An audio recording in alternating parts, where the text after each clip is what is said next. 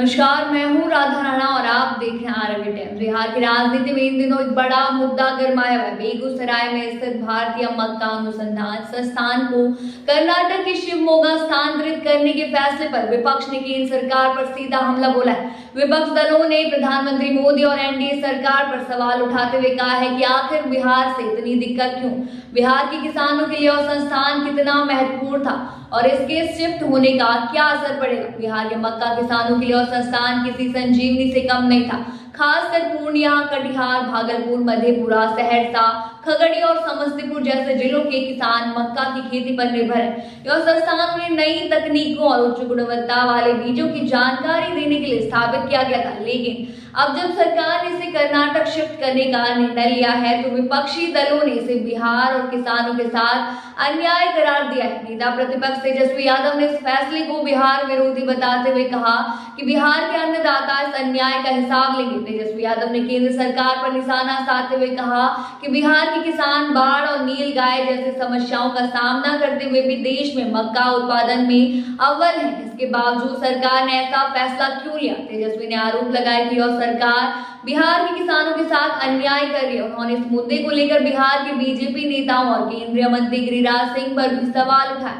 उन्होंने पूछा कि जब बेगूसराय से यह महत्वपूर्ण संस्थान छीना जा रहा है तब बेगूसराय के सांसद गिरिराज सिंह चुप क्यों है।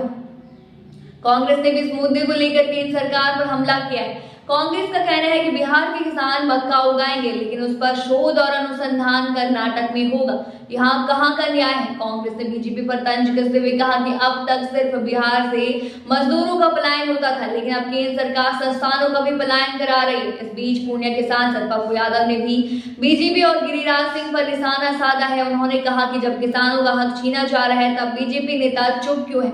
उन्होंने गिरिराज सिंह पर तंज कसते हुए कहा कि उनकी जुबान अब क्यों नहीं खुल रही। उन्होंने कहा कि बेगूसराय की जनता ने गिरिराज सिंह को जिताया, लेकिन जब बेगूसराय के किसानों पर संकट आया तो वह खामोश क्यों है।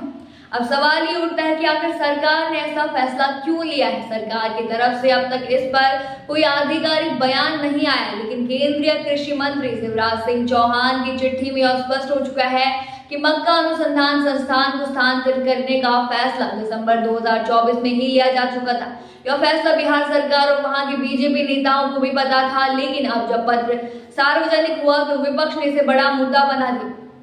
अगर इस फैसले को विस्तार से देखें तो इसका असर सिर्फ बिहार के किसानों पर ही नहीं बल्कि पूरे देश के मक्का उत्पादकों पर पड़ेगा। बेगूसराय का यह संस्थान मक्का की नई किस्मों का शोध करता था और किसानों को उनकी उपज बढ़ाने के लिए नई तकनीक भी उपलब्ध कराता था। बिहार से खासकर सीमांचल के किसान इस अनुसंधान केंद्र से जुड़कर अपने खेतों में उन्नत खेती कर रहे थे। ऐसे में अब जब यह संस्थान कर्नाटक जा रहा है तो किसानों के लिए बड़ी समस्या खड़ी हो सकती है। विपक्ष का कहना है कि इस फैसले के पीछे राजनीतिक कारण है। कर्नाटक में हाल ही में हुए विधानसभा चुनाव में बीजेपी को हार का सामना करना पड़ा था। ऐसे में मक्का अनुसंधान संस्थान को वहां शिफ्ट करके बीजेपी दक्षिण भारत में अपनी पकड़ मजबूत करना चाहती है। वहीं बीजेपी नेताओं का कहना है कि यह फैसला किसानों के हित में लिया गया है और इस पे पूरी देश के मक्का किसानों का फायदा होगा। अब देखना होगा कि इस मुद्दे पर केंद्र सरकार का अगला कदम क्या होगा। क्या सरकार अपने फैसले पर पुनर्विचार करेगी या फिर बिहार में विपक्ष इस मुद्दे को लेकर बड़ा आंदोलन करेगी।